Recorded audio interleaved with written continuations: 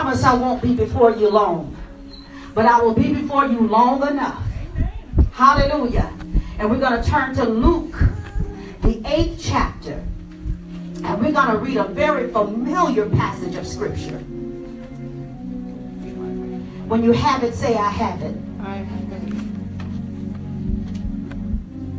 I still hear a few pages turning. We're going to give you about 30 more seconds.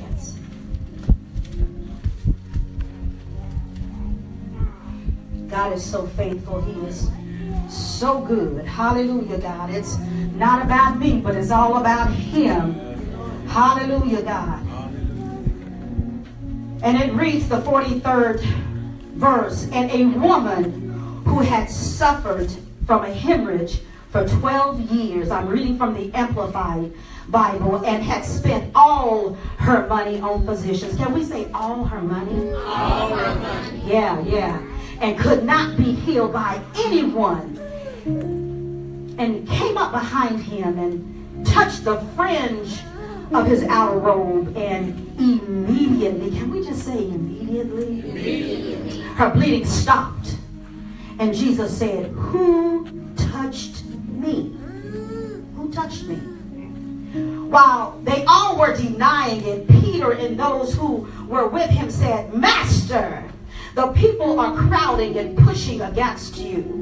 But Jesus said, no, somebody did touch me, because I was aware that the power to heal had gone out of me.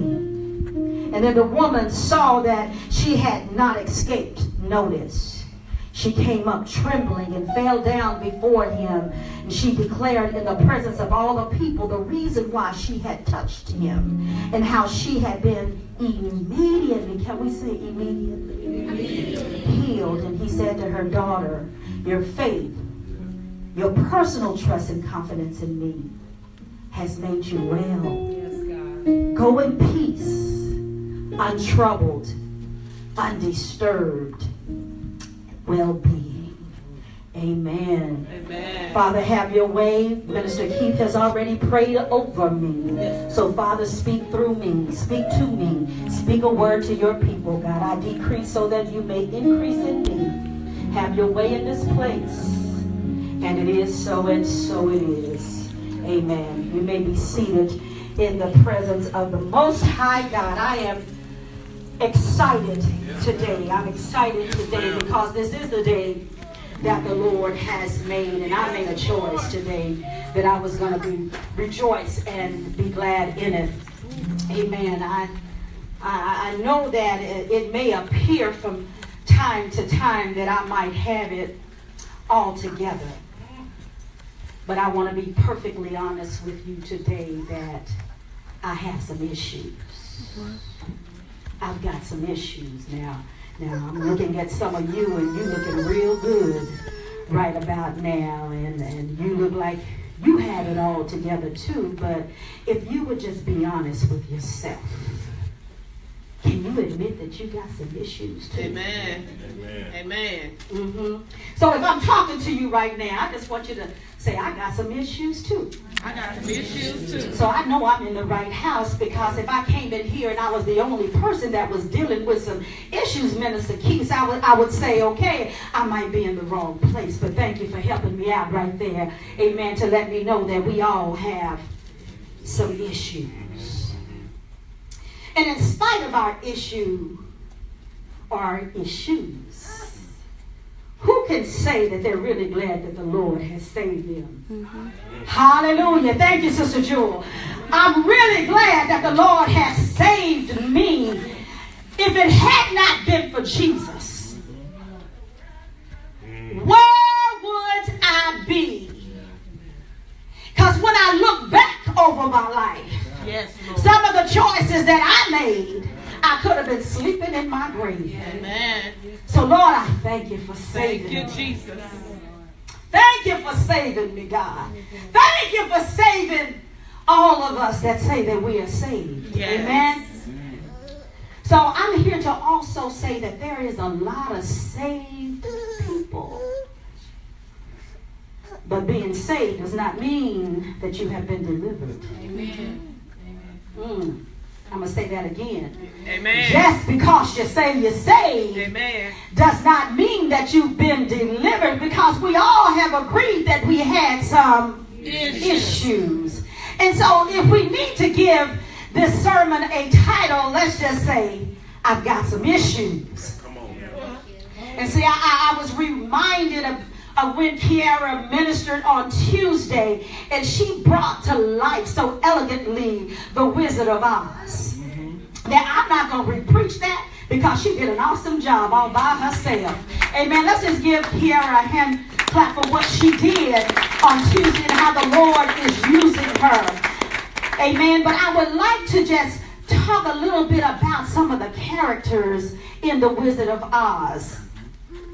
Since she already told the story, I don't need to tell the story. Amen. Go back to our Facebook page. I think Sister Jaquay is going to post that for us. But Dorothy had some issues. She ended up in a foreign place on a journey, looking for something she already had inside of her. Now, to look for something that you already possess, that's an issue. Yeah. And so while Dorothy, she went on and she received some instructions, and she was on her merry way, minding her own business, she came across something known as a scarecrow hanging on a pole. Y'all remember that? But the scarecrow, he didn't have no mind. He didn't have any sense. He had no direction. In fact, he was not even able to serve his purpose because of his issues. Crows and birds landing all on him. And we know what a scarecrow is supposed to do. Right. Scared of crows. Absolutely. Absolutely. And then as she's still going down the little yellow brick road, she runs into a tin man that had gotten real comfortable in a position of doing nothing. Nothing. Just sitting there, standing there. And then he began to rust. Couldn't move if he wanted to.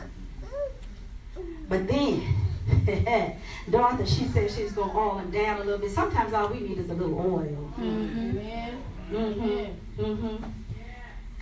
So I'm just wanting to ask you a question. Is your issue stopping you from walking in your purpose?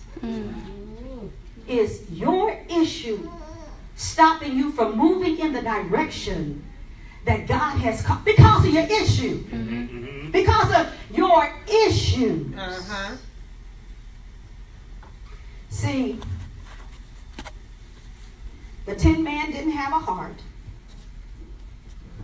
Scarecrow didn't have no sense. Okay, they say didn't have a brain, but we know what that means. And then here comes a lion who's supposed to have a roar. But he had no courage. Hey, so that tells me that he was walking in a spirit of fear. Right. And if you're operating in a spirit of fear, you have an issue. Right. You have an issue. But what I liked so much about this story that Kiara told was, in spite of Dorothy's issues that she had her own, she took out the time to help other people with their issues. See, when Kiara brought the word, she said that it was a weight. But when I'm talking about it, I'm going to say it was her issue. So now let's just talk about the woman with the issue. And when I really looked at the woman with, they say, the issue, I found that she had many issues. Just like some of us. She had a physical issue, and she had been bleeding, losing blood, unknown if it was internal or external. But it says that she was losing blood for 12 long years. And what I know about the body, when you lose blood for that length of time, you began to lose your strength. Yes, you do. And then you grow weak. Then you become lethargic. And I've known some people to become delirious. They lose their minds. And so that was one of the issues that we know that the Bible spoke of. But what about that social issue? This lady had an issue that caused her not to be accepted in society. Because of the Levitical law, everywhere she had to go, unclean, had to announce her issue to the world. Right. Here I come. Some of us would have to say, here I come lying, I'm lying, I'm a liar, I'm a liar, I'm a cheater. That's it. I'm a fornicator. Yeah, I'm a backbiter. I'm a gossiper. Just what if we had to announce what our issues were to the world whenever we come walking through? Yeah. Just think about that. What type of emotional door did that open up? So now my sister, she's dealing with some emotional issues. I can't even imagine the toll that this woman went through. Can you imagine what the people were saying? That woman, she's been hollering unclean for 12 long years. What's wrong with her? Right. Yeah, that's one thing. And can you imagine, even if this woman wanted to date, she couldn't even date. And her getting married was totally out of the question. Why? Because she couldn't socialize with anyone. So then the Bible does speak of her financial issue because she spent all that she had. She didn't have a coin. See, sometimes we say, oh, I don't have no money, but we've got $5 tucked away in our wallet.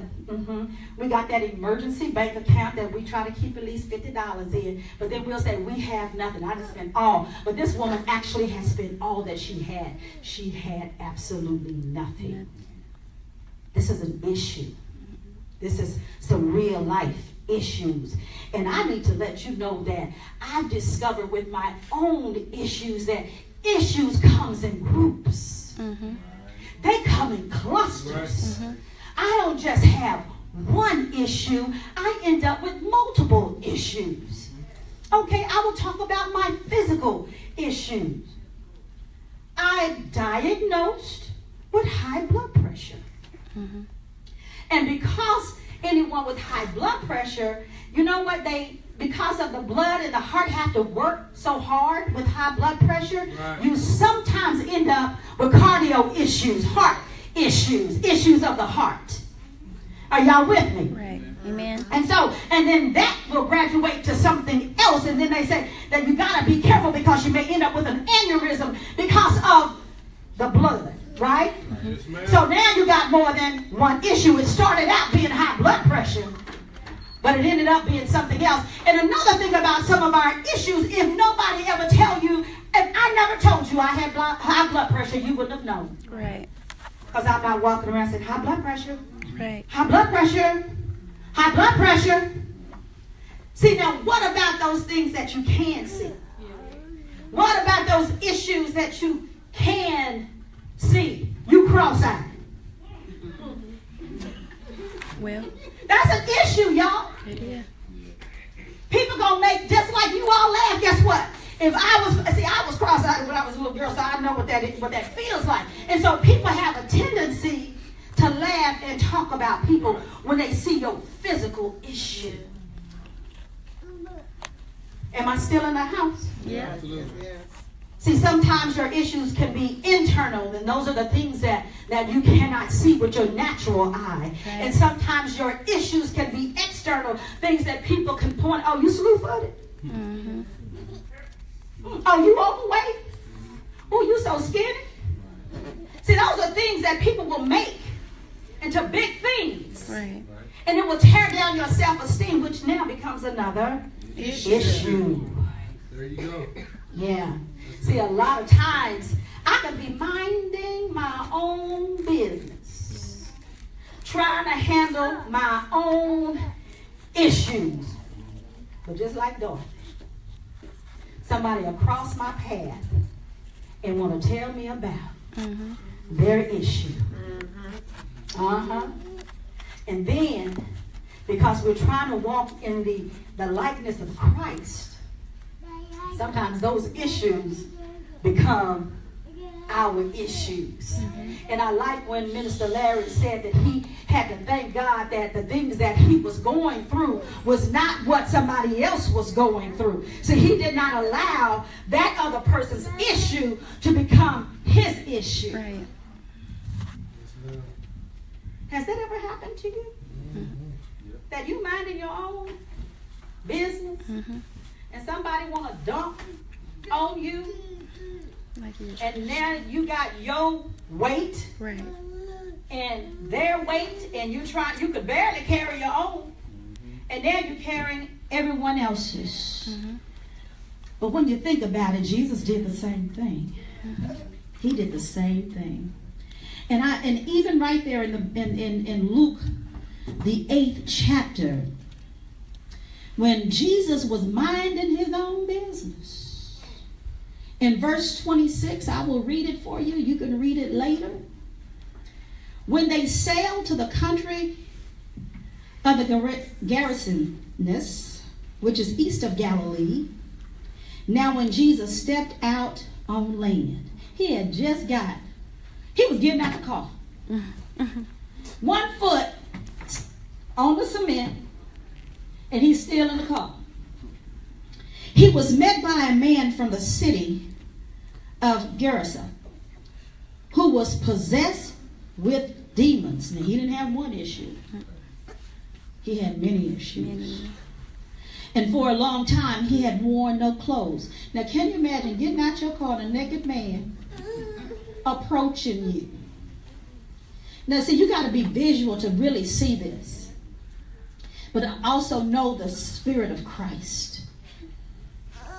And he didn't have a house to live in, but he lived among the tombs.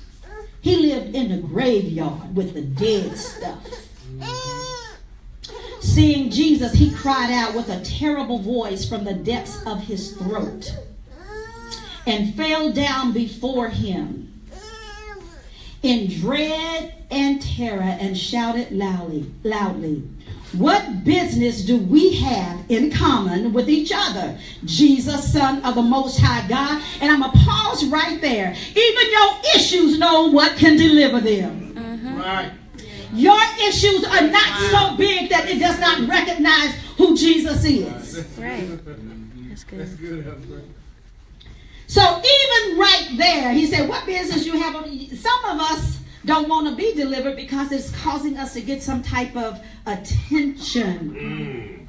Come on now. We love attention. Yeah. We love attention. I'm going to just stop right there. You in the house. And then it reads on and says, "I beg you, do not torment me before the appointed time of judgment." Like, can you just leave me alone to judgment day? Can I keep on messing with this man? Can I keep on disrupting their life until judgment? If I can just hold on to them, I can get them Right. with me. Y'all following me? Amen. Verse 29, now he was already commanding the unclean spirit to come out of the man. Now you see what Jesus did here? This man, he saw him coming. I see your issue before you open your mouth, so I'm saying come out. Saying we as children of God, we need to know our position. Just like Dorothy, she didn't know the power that she had. Sometimes we forget the power that we have. We see this stuff happening, but we say nothing. Come out, you unclean spirit. For he had seized him violently many times, and he was kept under guard and bound with chains and shackles, but he would break the bonds and be driven by the demons into the desert. And when Jesus asked him, "What is your name?" he answered, "Legion," because many demons had entered him. I told you sometimes your issues have groups. They come in clusters. They continually begged him not to command them to go into the abyss. But there were some pigs about the way that they said, "Can you just send me into the pigs?" And Jesus did just that. But see, this man had some issues. But even with his issues, he knew who Jesus was. And he went right to the person that can deal with his issues. So,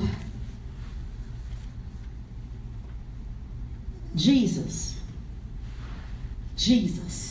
We're supposed to be like Jesus. Yeah. And we're supposed to help people with their issues like Jesus. And I just can't get past the part where even our issues know the authority and the power of who Jesus is. People of God, we must remember when Jesus shows up, so does power, Right. and so does authority. Right. I'm going to say that again. When Jesus shows up, he shows up with all power in his hand. Yeah. And everything has to obey. Okay, y'all not with me. Let me talk to the flowers. When Jesus shows up, Yeah. he shows up in all power Yeah. and authority. You have no power outside of Jesus Christ. Amen. You can't say, come out unclean spirit in your name. Right. That's part of the problems. We think it's us. Yeah. And it's not us. It's Jesus. Amen.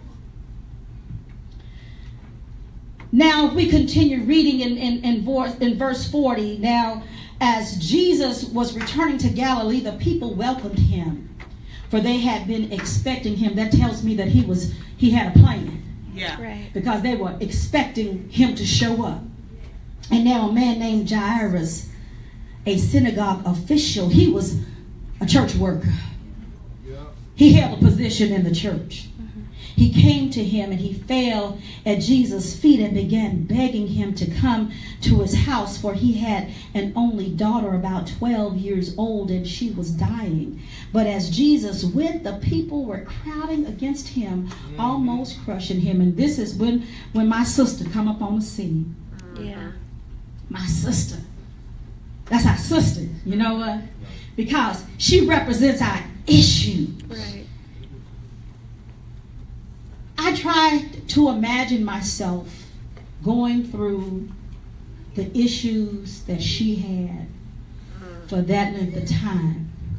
Yeah, we crumble. Some of us can't handle what we're going through for 12 months. That's good. Okay, let's go on and say 12 weeks.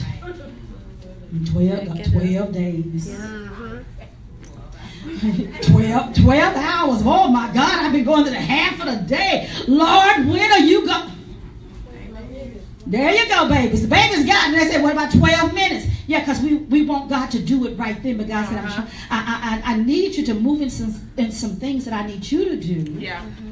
And so, because I trust you with the issue, which is part of the process, to get you where I need you to go, and we continuously say, God, use me for your glory. But it's a process It is. to be used for his glory. Now, if it's for your glory, that's another thing. That's a whole nother thing. But as this woman, and I tried real hard to imagine Jesus,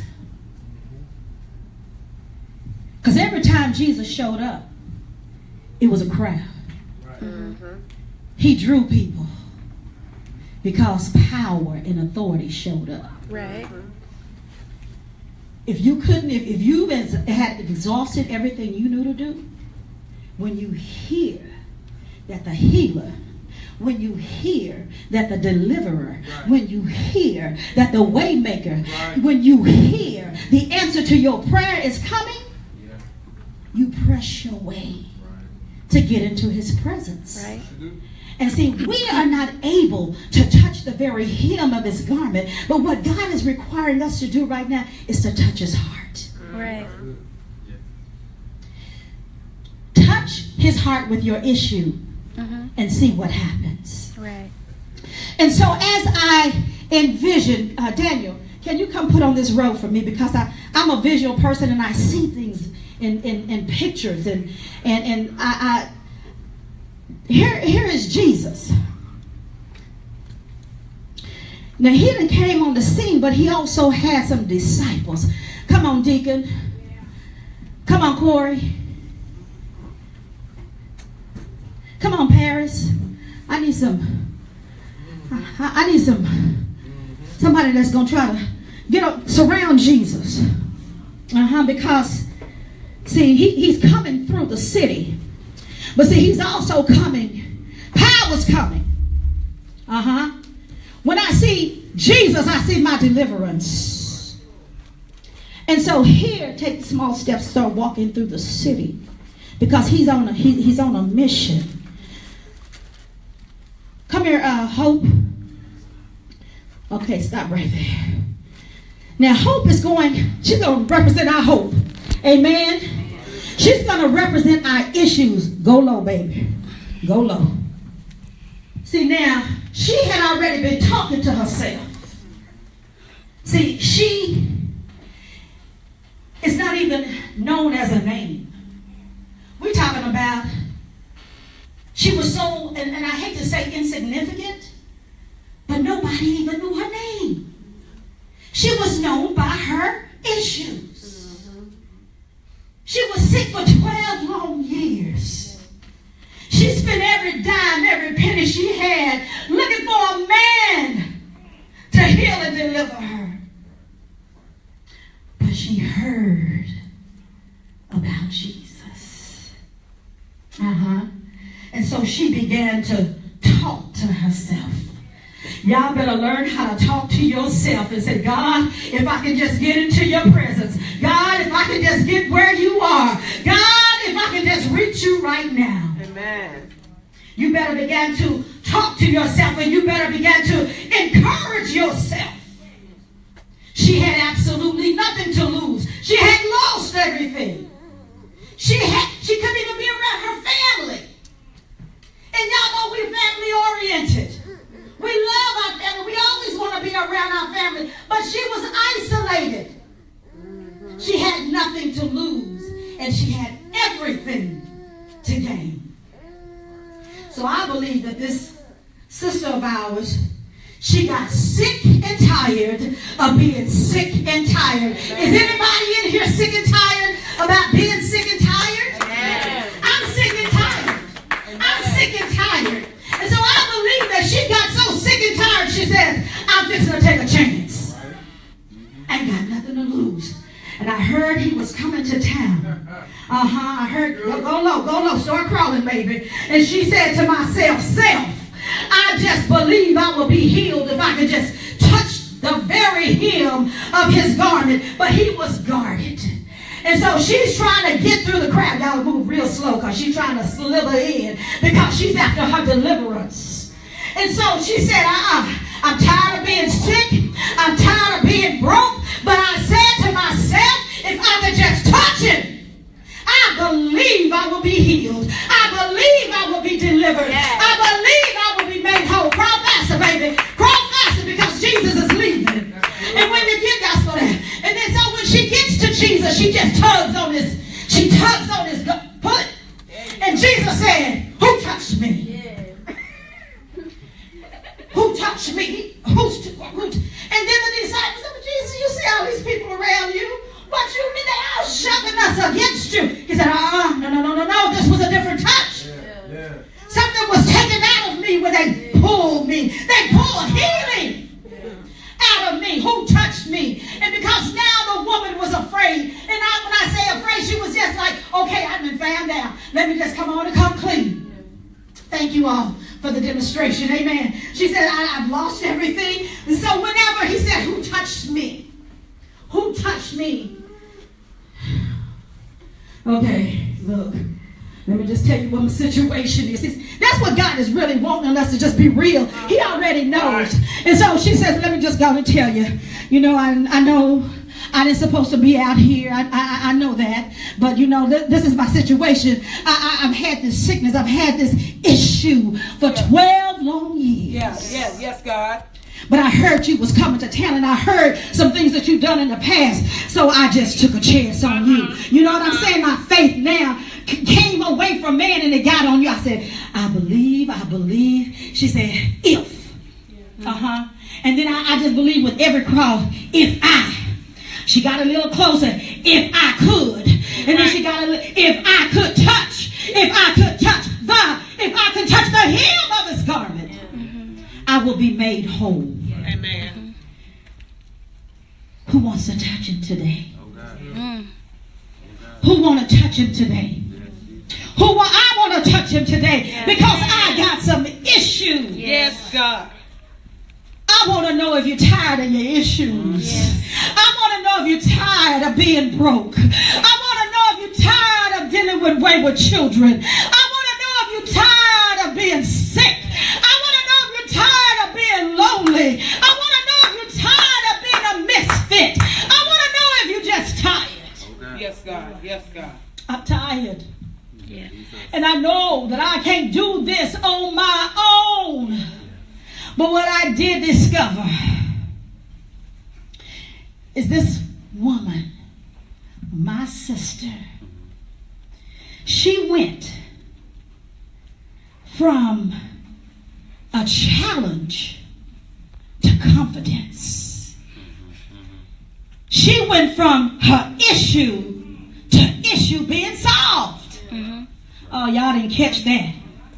This woman that was known as a woman with issue is now known as a woman with great faith. Right. It's because she had to talk to herself. And I just want to say, once you touch Jesus, your issues are resolved. Mm-hmm. Right. Once you say, I'm sick and tired for real, and not, sister, we have this tendency. We lay stuff down, but when somebody make us mad, Oh my God. we know where we left it. Yep. Yes, Jesus. Speak well, man. Speak well. And then we can go back and get That's it. good. But for the moment, I'm tired of my issues. And see, when I look at Sister Tiffany and all that she's gone through, Yes, God. my sister has some issues. Yeah. But when I look at her, I see issue resolved. See, y'all don't get that. Issue resolved because you can even look at her and say, well, she went through something. Yeah. But her attitude is going through, I'm okay because I have touched him and he has touched me. And that's where he wants us to be, that we're not looking at our issues, but we're looking at the one that can solve the issue. Yes, Yeah. God. Quit picking your stuff up when you lay it down. That's good. I'm going to try to change. You're not trying to change. You're trying to have an excuse. I'm just going to be, can we just be real? Because I told you when I first came in, I was just going to be real that I had some issues. But when I leave here, I'm laying my issues down because I know because like I said, I'm such a visual person to see the woman pulling. You can also pull in the spirit. Mm-hmm. You can pull your deliverance in the, okay, you saved, we got that. You saved, we got that. But are you delivered? Right. Do you want to be delivered? Or do you like where you are? That's good. Children, Good, Lord. teenagers, and my heart goes out to teens because they're so confused. Yes, yes. They want to do what they want to do. Right. Don't know how. They want to do what they saw somebody else do. Uh-huh. They want to do what they heard somebody else say they did and it was fun. Yeah. They don't want to be accountable for anything. Right. I'm just going to be me. Mm-hmm. Do you think that's what Jesus created you to do? Right. We got kids, I'm not talking about in this building, skipping school. We got kids in this building trying to be part of gangs. You know what I'm saying? Because they want to be accepted. But Jesus said, hey, here I am. Right, right. I've always accepted you. Yeah. Right. I never left you. Amen. Are you going to be like the scarecrow who can't walk in his purpose because he doesn't have a brain? Mm-hmm. That's good. Or are we going to sit on our gifts and be like the Tin Man and let rust just accumulate And then you got to depend on somebody else Whoa. to come and haul you down. Now we got to do better. Yes, we do. And what we got to do is get rid of our issues. Yes. So I'm just going to say in closing, if you really and truly, and this is not for play because we're past playing church. This is real stuff, y'all. Real issues. Right. Death assignments placed on some of our lives. Yes, ma'am. The enemy have traps laid out. You say you've changed, but there's a trap for you to go back and do the same thing that you were doing before. That's right. Because you got issues and you want everybody to think that you got it all together. Now, this is not for everybody. I understand that. But if you got some issues that you're wanting for real, and I'm not going to get mad. The ministers are not going to get mad. The deacons not going to get mad. If you don't stand up, because we want to work with those that want to be worked with. We want to pray for those that want to acknowledge, yes, I have some issues and I'm tired. I'm sick and tired of this. I want to be who God called me to be. I want to walk in my purpose. I don't want to get stuck in this situation that now the situation is beginning to feel comfortable. Yes, God. It's beginning to feel normal. It feels natural now. Me being rebellion is feeling pretty good now. That mama can't tell me what to do. I'm grown. Can't nobody make me do nothing. So if you are tired, for real, and we don't have time to play because Amen.